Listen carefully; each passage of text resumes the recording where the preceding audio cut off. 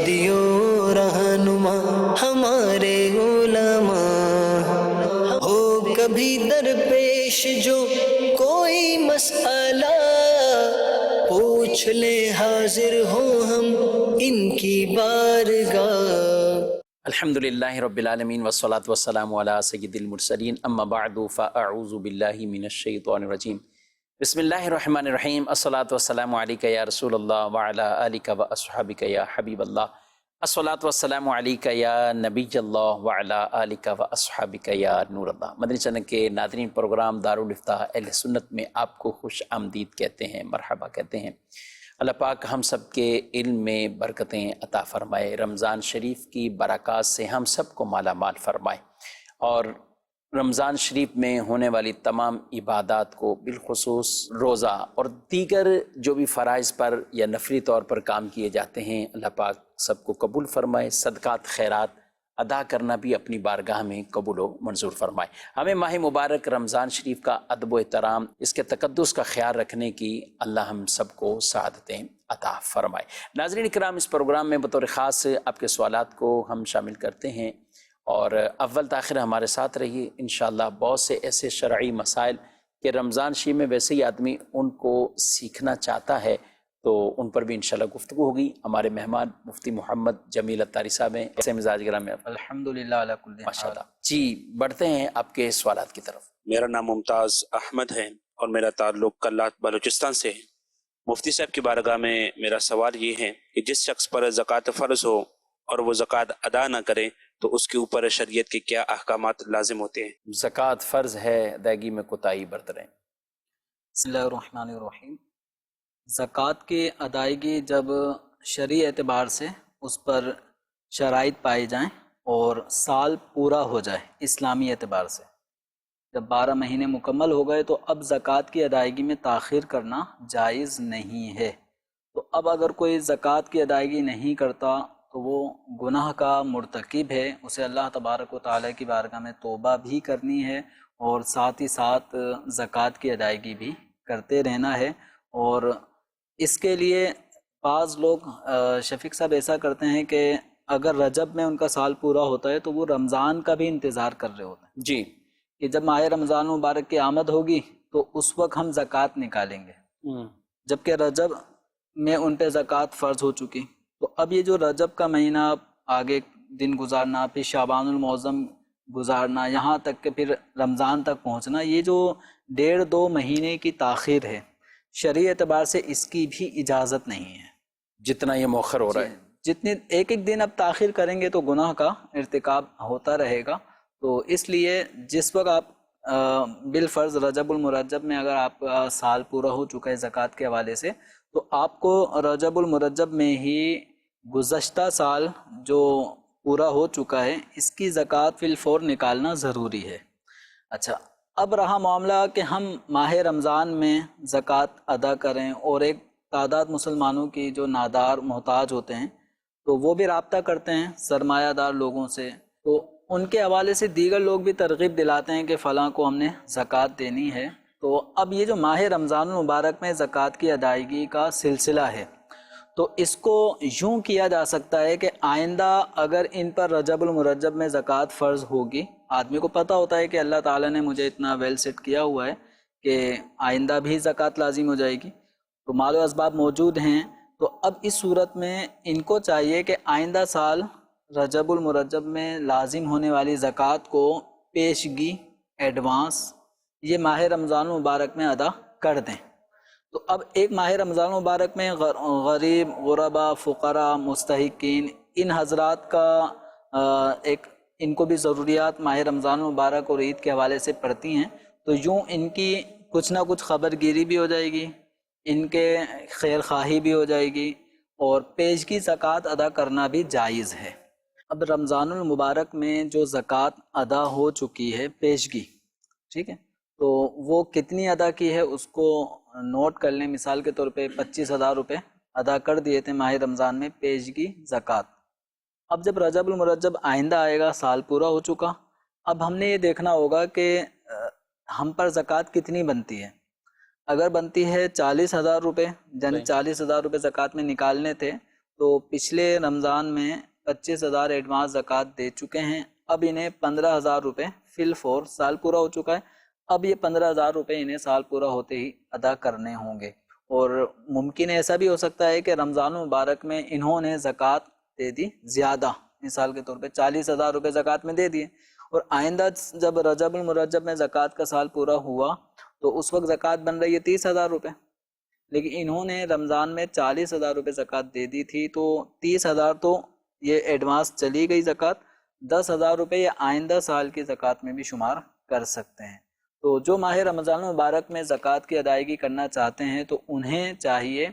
کہ ماہ رمضان المبارک میں آئندہ سال زکوٰۃ لازم جو ہونے والی ہے چند مہینے بعد آپ کی، تو اس کی زکوٰۃ آپ پہلے ہی پیشگی ادا کر دیں۔ یہ نہیں کہ سال پورا ہو چکا، 2-3 مہینے گزر چکے لیکن ہم رمضان کا انتظار کر رہے ہوں، تو یاد رکھیں اس طرح زکوٰۃ کی ادائیگی میں ماہ رمضان کا انتظار، اس انتظار سے جب تاخیر ہوگی زکوٰۃ کی ادائیگی میں تو پھر بندہ گناہ گار ہوتا ہے، لہذا زکوٰۃ بر وقت ادا کریں اور اس کی ادائیگی میں تاخیر ہرگز نہ کریں۔ اور یہ سائل محترم جو یہ کہہ رہے ہیں کہ جو سرے سے، یعنی یہ تو تاخیر پر بھی گناہ گار ہیں جو تاخیر کرتا ہے، اور جو سرے سے دیتا ہی نہیں ہے وہ کتنا سخت گناہ گار ہیں۔ بالکل، جو زکوٰۃ کی ادائیگی نہیں کرتا تو کل بروز قیامت ایسے شخص کا وہ مال جس کی اس نے زکوٰۃ نہ دی ہو، مثال کے طور پہ سونا، چاندی، مال تجارت، جو بھی اموال ہوں گے جن کو زکوٰۃ کی ادائیگی جن پر بنتی ہے اور اس نے ادا نہیں کی، تو کل بروز قیامت وہ اس کا سونا چاندی، وہ اس کا اموال زکوٰۃ جو اس پہ لازم تھی، تو زکوٰۃ نہ دینے کی صورت میں وہ مال جہنم کی آگ میں پکایا جائے گا، تپایا جائے گا، اور پھر زکوٰۃ نہ دینے والے کی پیشانی پر، اس کی پیٹھ پر، اس کی سائٹوں پر اس گرم گرم سونے چاندی سے اس کو داغا جائے گا۔ اور قرآن پاک میں بھی نا، قرآن پاک کے اندر یوم یحمى علیہا فی نار جہنم فتقوی بہا جباہہم وجنوبہم وظہورہم۔ آگے جو الفاظ ہیں نا وہ کیا ہیں؟ ہائے ہائے، ھذا ما کنزتم لانفسکم فذوقوا ما کنتم تکنزون۔ ابھی کتنے سخت اس وقت عالم ہوگا کہ ایک تو بندے کو داغا جا رہا ہے، پھر اس کو یہ یاد دلایا جا رہا ہے ھذا ما کنزتم لانفسکم، یہ وہ مال ہے جس کو تم نے سنبھال کر رکھا ہوا تھا، یعنی جس کا حق زکوٰۃ کی صورت میں راہ خدا میں تم نے نہیں دیا تھا، اور فذوقوا ما کنتم تکنزون، تو اب چکھو ذائقہ اس مال کا جس مال کو تم سنبھال کر رکھا کرتے تھے۔ تو اب اس وقت تو لازم بات ہے اب بندہ زکوٰۃ کی ادائیگی دنیا میں ہی کر دے اور اللہ تبارک و تعالیٰ کی رضا کے لیے کرے، تو انشاءاللہ اللہ تعالیٰ کی رضا کے حصول میں اسی کے دیے ہوئے مال میں، اسی کے بتائے ہوئے طریقہ کار کے مطابق جب ہم اپنے مال سے زکوٰۃ نکالیں گے اور مستحقین زکوٰۃ تک پہنچائیں گے تو انشاءاللہ عز و جل اس سے اللہ تبارک و تعالیٰ کی رضا حاصل ہوگی، اور جو کچھ اموال اللہ کی راہ میں بندہ دیتا ہے تو اللہ تبارک و تعالیٰ اس کے اموال میں برکتیں عطا فرماتا ہے۔ ماشاءاللہ۔ اور یہ جو آیت مبارکہ جس کا ترجمہ یہ ہے، اور وہ لوگ جو سونا اور چاندی جمع کرتے ہیں اور اللہ کی راہ میں خرچ نہیں کرتے، فبشرہم بعذاب علیم، انہیں دردناک عذاب کی خوشخبری بتائیں، یعنی انہیں یہ وعید سنائیں کہ تمہارے لیے دردناک عذاب ہے۔ یوم یحمى علیہا فی نار جہنم فتقوی بہا جباہہم وجنوبہم وظہورہم، وہی مال ان کا جہنم کی آگ میں تپایا جائے گا، گرم کیا جائے گا، اور اسی سے ان کے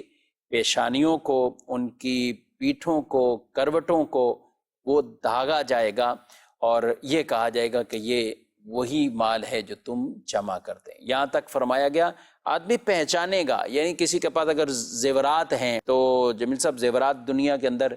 بنائیں، اپنے الگ سے رکھے، بسکٹ کی صورت میں سونا رکھا، کوئی بھی ایسی چیز، لیکن اس کی زکوٰۃ ادا نہ کی تو وہ آدمی تو پہچانے گا اس کو۔ جانوروں کی جو زکوٰتیں بیان کی گئیں تو کہا کہ وہ بھی کھروں کے ساتھ آئیں گے اور وہ بھی اس کو روندیں گے، جن جانوروں کی زکوٰتوں کا خاص طور پر وہ نصاب بیان کیا گیا، تو وہ بھی اپنے مالک کو قیامت کے دن وہ جانور عذاب دیں گے، مطلب روندیں گے جو ان کی زکوٰۃ کو ادا نہیں کرتے تھے۔ تو اس لیے جو بھی مال جمع کیا ہوا ہے اس کی شرائط پوری ہیں تو آپ زکوٰۃ ادا کریں۔ میں ایک جملہ جمیل صاحب بکثرت زبان پہ رہتا ہے میری، کہ اگر مال جمع کرنے کا شوق پیدا ہو گیا ہے تو پھر زکوٰۃ کا بھی شوق پیدا کر، پھر زکوٰۃ کا شوق پیدا کر لو، کیونکہ شوق ہوگا نا تو شوق میں جاتی جائے گی، زکوٰۃ بھی جاتی جائے گی، اللہ آپ کے مال میں بھی برکتیں عطا فرمائے گا، آپ کا مال محفوظ ہو جائے گا، اللہ حفاظت فرمائے گا، اللہ پاک عمل کی توفیق دے۔ پڑھتے ہیں آپ کے سوالات کی طرف۔ میرا سوال یہ ہے کہ جس پر زکوٰۃ فرض نہیں ہے کیا اس کا فطرہ دینا لازمی ہے؟ یہ زکوٰۃ تو نہیں دیتے ہیں، مطلب فرض ہی نہیں ہے تو فطرہ ہوگا اس پر۔ دیکھیں یہ ایسا کوئی فارمولہ نہیں ہے کہ جس شخص کے اوپر زکوٰۃ لازم نہیں ہوگی تو اس پر فطرہ بھی لازم نہیں ہوگا، ایسا نہیں ہے۔ زکوٰۃ لازم ہونے کے مخصوص اموال ہیں، مثلا سونا ہے، چاندی ہے، کرنسی، اسی کے تحت پرائز بونڈ آ جائیں گے، اور مال تجارت۔ تو یہ عمومی اعتبار سے یہ 4 اموال ایسے ہیں کہ جن کے مالک پر نصاب کے برابر اگر یہ اموال موجود ہوں تو سال گزرنے اور دیگر شرائط پائے جانے پر اس پر زکوٰۃ لازم ہوتی ہے۔ اب اگر کسی کے پاس نہ سونا ہے، نہ چاندی ہے، نہ کرنسی ہے، نہ مال تجارت ہے، بس نارمل اس کے پاس جو کچھ کماتا ہے وہ گھر میں خرچ ہو جاتے ہیں، لیکن اس کے پاس حاجت اور ضرورت سے زائد ایک پلاٹ ہے جو اس نے آئندہ کی اپنی ضرورت کے اعتبار سے وہ خریدا ہوا ہے، اور جب بنائے گا تب بنائے گا، فی الوقت وہ کہیں رہ رہا ہے، جیسے بعض لوگ اپنے والدین کے گھر پر رہ رہے ہوتے ہیں تو وہاں رہ رہے ہیں لیکن اپنا ایک پلاٹ بھی ہے۔ اب وہ پلاٹ اس وقت ان کی حاجت ضرورت سے فی الوقت زائد ہے، فارغ ہے، تو ایسے آدمی پر اس پلاٹ کی وجہ سے زکوٰۃ لازم نہیں ہو رہی، کیونکہ وہ بیچنے کی نیت سے نہیں ہے، کیونکہ وہ بیچنے کی نیت سے نہیں ہے اور وہ اس وقت اموال زکوٰۃ میں بھی شامل نہیں صحیح ہے، ہے۔ تو اب اس کے اوپر زکوٰۃ لازم نہیں، لیکن وہ حاجت اور ضرورت سے فی الوقت زائد ہے، اور اتنی مالیت ضرور ہے پلاٹ کی کہ جو 52.5 تولہ چاندی کی قیمت کے برابر یا اس سے زائد ہو۔ تو اس صورت میں پھر ایسے شخص پر عید کے دن صبح صادق کے وقت، ایسے شخص کے اوپر صبح صادق کا وقت اس حال میں اگر گزرا کہ اس کی ملکیت میں اتنا مال کا، اتنی مالیت کا پلاٹ موجود ہے، تو اس کے اوپر اپنا صدقہ فطر اور اپنے نابالغ بچوں کی طرف سے صدقہ فطر دینا واجب ہو جائے گا۔ اچھا، صرف زائد پلاٹ ہے یا اور بھی کوئی زائد چیزیں دیکھی جائیں گی؟ اب کئی ایسے ہیں جن کے پاس پلاٹ تو نہیں ہے زائد، لیکن زائدہ ضرورت سامان ہے، زائدہ ضرورت کچھ اور ہے۔ ہم ناظرین فطرے کے حوالے سے بات کر رہے ہیں، ابھی زکوٰۃ کے حوالے سے نہیں کر رہا ہوں۔ تو فطرے کے حوالے سے یعنی زائدہ ضرورت کوئی بھی ایسی اشیاء ہیں تو ملا کر 52.5 تولے چاندی کے برابر رقم ہو جائے۔ بالکل، یعنی پلاٹ ایک ایگزامپل کے طور پہ ہم نے بیان کی ہے۔ اصل یہ ہے کہ ضرورت سے زائد کوئی بھی مال کسی بھی قسم کا اگر ہے تو اس کی مالیت اگر 52.5 تولہ چاندی کی قیمت کے برابر یا اس سے زائد بنتی ہے، تو اس حال میں اس کے مالک کے اوپر صبح صادق کا عید الفطر والے دن وہ وقت آ جاتا ہے، تو اس کے اوپر فطرہ ادا کرنا اپنی طرف سے اور اپنے نابالغ بچوں کی طرف سے واجب ہوگا۔ اور اگر کوئی ایسا ہے کہ نہ اس کے پاس سونا ہے، نہ چاندی، نہ ضرورت سے زائد روپے پیسے ہیں، نہ کوئی مال تجارت ہے، اسی طرح کوئی اور ساز و سامان بھی نہیں ہے، نہ پلاٹ ہے، نہ گھریلو کوئی اشیاء ایسی ہیں جو ضرورت سے زائد ہوں، جو بھی اشیاء ہیں وہ ضرورت اور حاجت میں شامل ہیں، تو ایسے شخص کے اوپر پھر فطرہ بھی واجب نہیں ہوگا۔ فطرے میں بیسک یعنی عید کی صبح صادق دیکھی جائے گی۔ جی فطرے میں یہی۔ اچھا، اگر پہلے کوئی دینا چاہے، جیسے ہمارے یہاں پہلے عشرے میں، کوئی دوسرے عشرے میں، بلکہ کچھ تو رمضان سے پہلے بھی پوچھ رہے ہوتے ہیں کہ دے سکتے ہیں؟ ماہ رمضان المبارک میں بھی فطرے کی ادائیگی پیشگی ادا کر سکتے ہیں۔ اسی طریقے سے اگر کوئی رمضان المبارک سے پہلے بھی اگر فطرہ ادا کر دے تو اس کا فطرہ ادا ہو جائے گا، بشرطے کہ جب عید الفطر کا وہ صبح صادق کا لمحہ ہو تو وہ مالک نصاب ہونا چاہیے، یعنی وہ ایسا ہو کہ اس کی ملکیت میں 52.5 تولہ چاندی کی مالیت کے برابر کسی بھی قسم کا مال حاجت اور ضرورت سے زائد قرض وغیرہ سے فارغ ہے، تو اس کے اوپر فطرہ واجب۔ اب جس پر فطرہ واجب ہے تو وہ ماہ رمضان میں بھی ادا کر سکتا ہے، ماہ رمضان سے پہلے بھی فطرہ ادا کر سکتا ہے۔ مزید سوال۔ میرا نام اسامہ ہے۔ کیا بیوی اپنے شوہر کا مال صدقہ کر سکتی ہے؟ برائے کرم جواب ارشاد فرما دیں۔ عورتوں کو بھی تو ظاہر ہے صدقہ تو کرنا ہی ہے، ایک ذہن ہوتا ہے، لیکن یہ جو سوال پوچھ رہے ہیں کہ اب شوہر کا مال ہے، بیوی صدقہ کر دیں۔ شوہر کا مال اس کی اجازت کے بغیر بیوی صدقہ نہیں کر سکتی، البتہ اگر شوہر کی طرف سے بیوی کو ایک لیمیٹڈ اختیارات ہیں کہ 150 روپے تک اگر وہ روزانہ یا ہفتے میں کسی ایک دن وہ صدقہ خیرات کرتی رہے تو بلا شبہ وہ اپنے شوہر کی پرمیشن حاصل ہونے کے بعد کر سکتی ہے۔ مرد حضرات کو چاہیے کہ اپنے اموال میں صدقات و خیرات کا سلسلہ یہ زکوٰۃ کے علاوہ بھی جاری و ساری رکھیں۔ ترمذی شریف کی روایت میں ہے کہ سرکار دو عالم صلی اللہ تعالی علیہ وآلہ وسلم نے ارشاد فرمایا انا فی المال لحقا سوى الزکاۃ، کہ مال میں زکوٰۃ کے علاوہ بھی حق ہوتا ہے، خرچ کرنا چاہیے، خرچ کرنا چاہیے۔ تو اب یہ نہیں کہ مجھ پہ زکوٰۃ لازم نہیں ہے تو میں صدقہ خیرات بھی نہ کروں، تو یہ اس حدیث مبارکہ میں صدقات نافلہ کی ترغیب دلائی جا رہی ہے۔ تو اس لیے ہر آدمی کو اپنے اموال میں کچھ نہ کچھ اماؤنٹ ایسی سائٹ میں رکھ لینی چاہیے کہ اپنے بچوں کے ذریعے، اپنی اہلیہ کے ذریعے، اپنی بچی کے ذریعے، تو اس طرح فقراء، مساکین، غرباء کی امداد کا ایک سلسلہ جاری رکھیں۔ اور چاہیں تو یہ بھی سلسلہ کر لیں کہ مرد حضرات جمعۃ المبارک کے لیے جب مسجد میں حاضر دیتے ہیں تو ساتھ ہی ساتھ اپنے سمجھدار بچوں کو بھی جب مسجد میں لے کر آتے ہیں تو مسجد کے حوالے سے جب مسجد کی خیر خواہی کے حوالے سے جب فنڈ جمع کیا جا رہا ہوتا ہے، چندہ کیا جا رہا ہوتا ہے، تو جہاں آپ اپنی جیب سے کوئی 100، 50، 10، 20 روپے نکالتے ہیں تو وہیں اپنے بچے کے ہاتھ سے بھی اپنا پیسہ مسجد کی خدمت کے لیے پیش کرائیں۔ یا مسجد کے باکس بنے ہوتے ہیں، صدقہ باکس مسجد کے حوالے سے، چندہ باکس، تو آتے جاتے بچوں کو آپ رقم دے دیں کہ بیٹا جب نماز پڑھنے ہم جائیں گے تو آپ اس والے باکس میں اتنی رقم ڈال دینا۔ تو اس طرح کیا ہوگا کہ ایک باقاعدہ صدقات و خیرات کا سلسلہ بھی چلتا رہے گا، اور بچوں کو ابھی سے عادت پڑ جائے گی کہ ہمیں اپنے اموال اللہ تعالیٰ کی راہ میں خرچ کرنے چاہیے۔ جب یہ بڑے ہو جائیں گے تو آپ کے طریقہ کار پہ عمل کرتے ہوئے انشاءاللہ یہ بھی جب اللہ تعالیٰ کی راہ میں خرچ کرنے کا موقع آئے گا تو انشاءاللہ پیچھے نہیں ہٹیں گے۔ اور ویسے بھی اس طرح کے جو عام طور پر گھر میں خواتین کے پاس خرچ ہوتے ہیں یا وہ کر رہی ہوتی ہیں، اور شوہر کا اگرچہ وہ مال ہوتا ہے، اب اگر شوہر کی طرف سے پہلے سے ہی اگر اجازت اس میں شامل ہو جائے کہ بھی 200، 400، 500 تک کی ایک لمیٹڈ کوئی اجازت دے دی جائے، کہ یہ نارمل فیملی کے لیے کہہ رہا ہوں، ورنہ جو اچھی فیملی اب جن میں جیب خرچ ہی 20-50 ہزار روپیہ دیا جاتا ہے، یعنی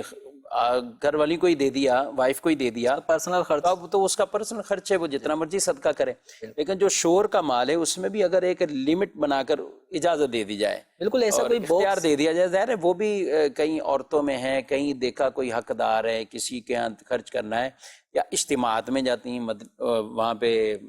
ذہن بن جاتا ہے عطیات میں دینے کے حوالے سے، تو میرا خیال ہے یہ ہونا چاہیے، بالکل ہونا چاہیے۔ اور اس کے اندر جیسے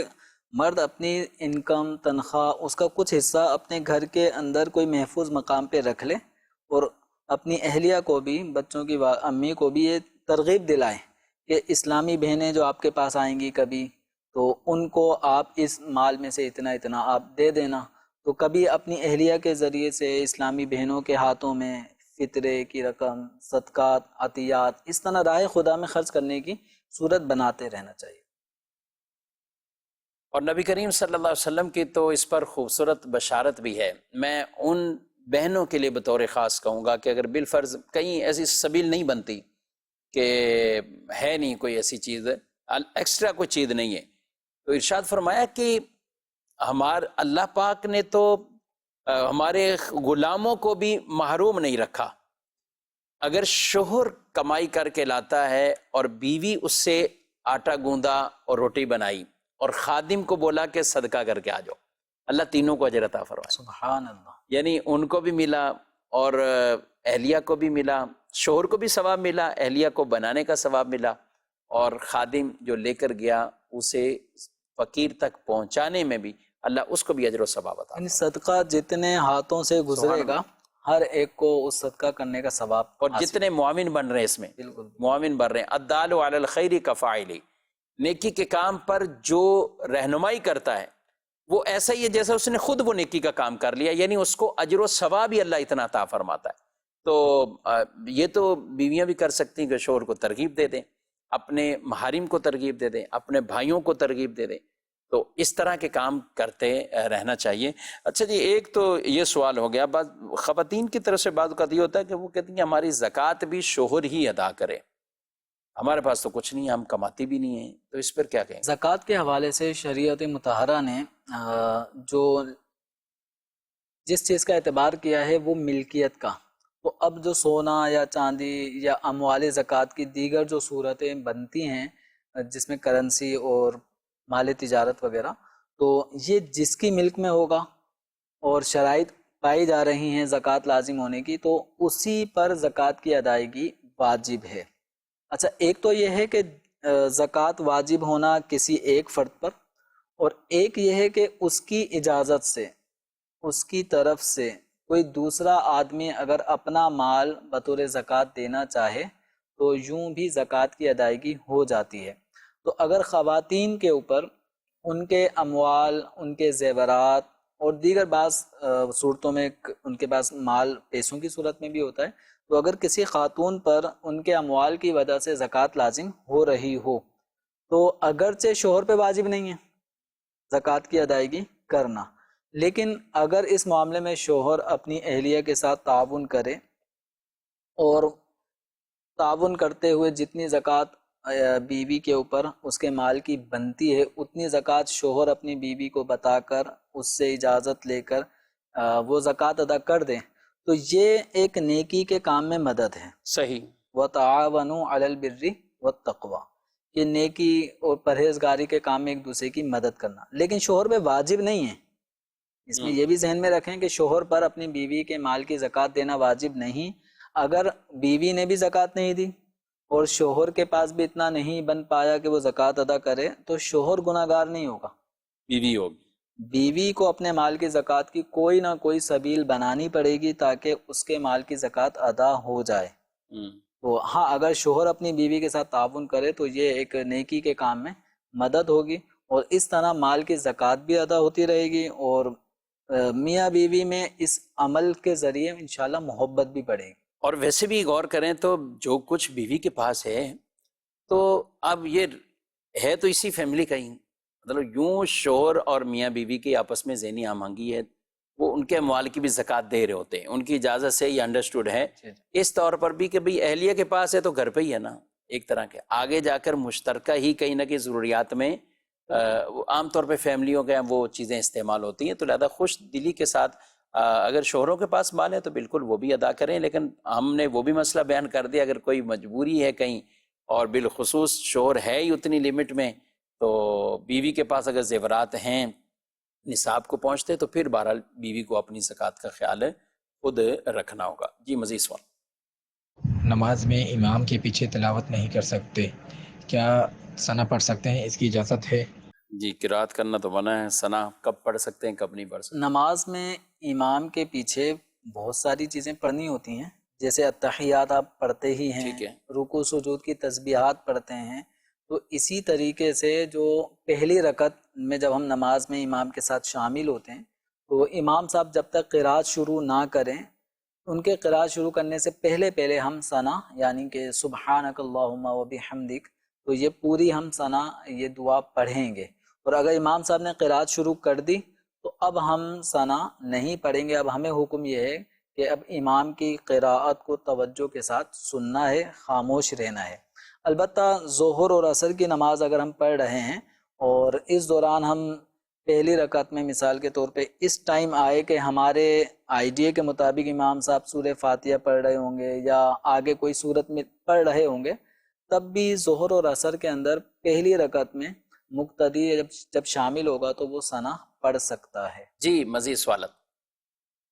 میرا نام رضوان ہے اور میرا گارمنٹ فیکٹری سے تعلق ہے. میرا مفتی صاحب سے سوال ہے، زکوٰۃ کا مطلب کیا ہے اور اس کی شرعی حیثیت کیا ہے؟ جی، زکوٰۃ کا معنی کیا ہے، کیا مطلب ہے؟ زکوٰۃ کا جو معنی ہے پاکیزگی، صاف ستھرائی. ٹھیک. تو زکوٰۃ ادا کرنے سے ایک فائدہ ہوتا ہے کہ آدمی کے پاس جو مال آتا ہے نا،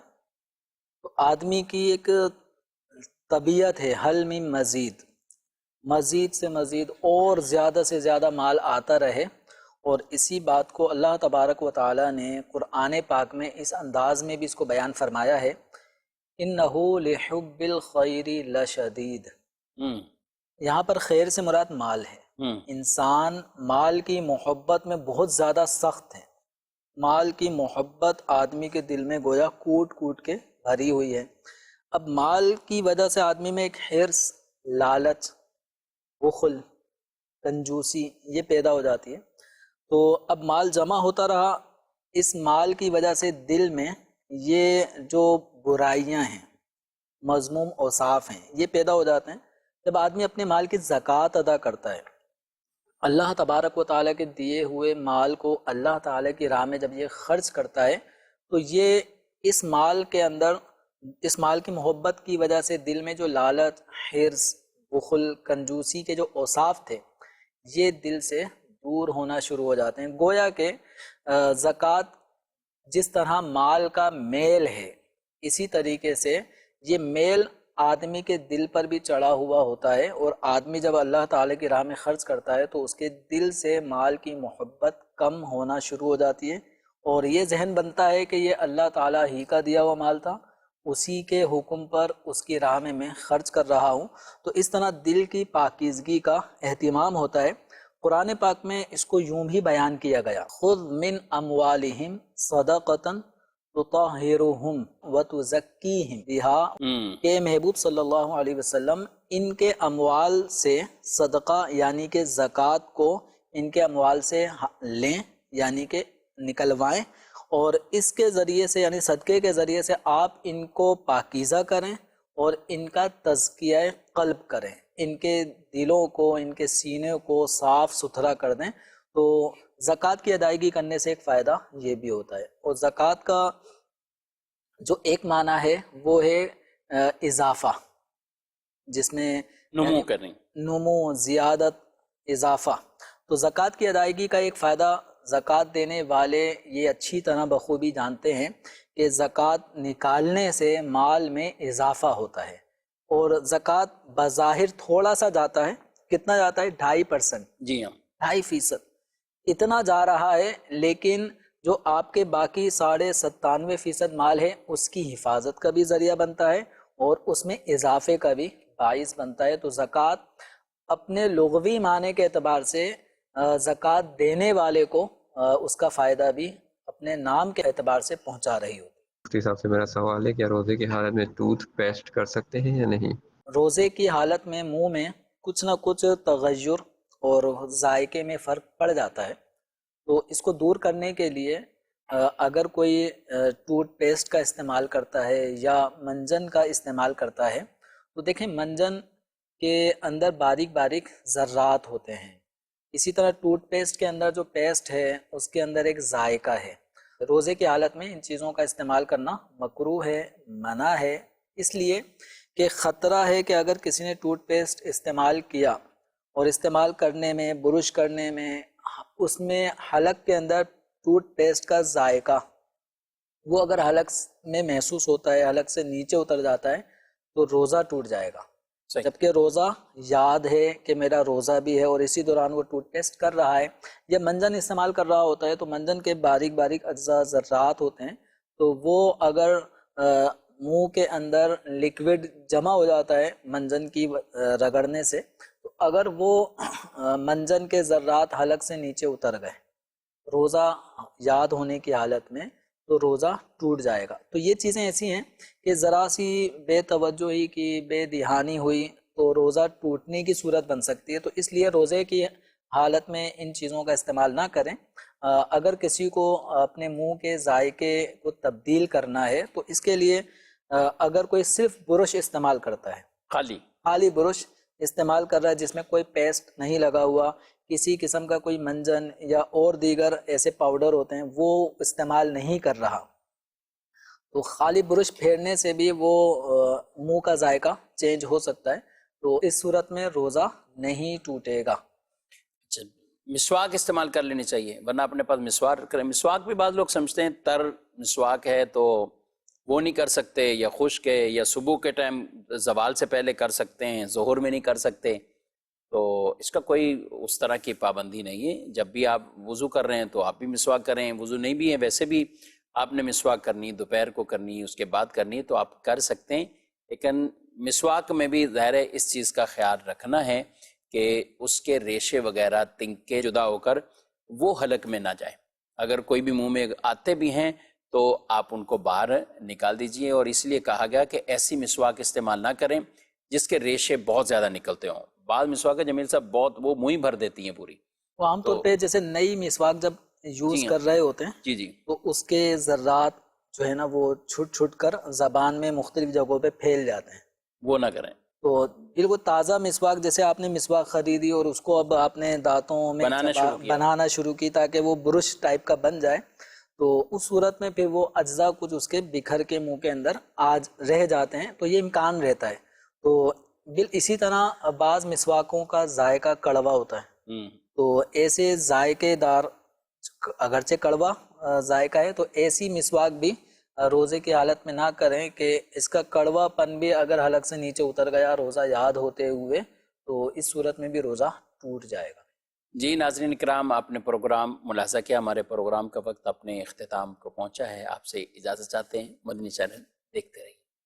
ہادی و رہنما ہمارے علماء، ہو کبھی درپیش جو کوئی مسئلہ، پوچھ لیں حاضر ہوں ہم ان کی بارگاہ.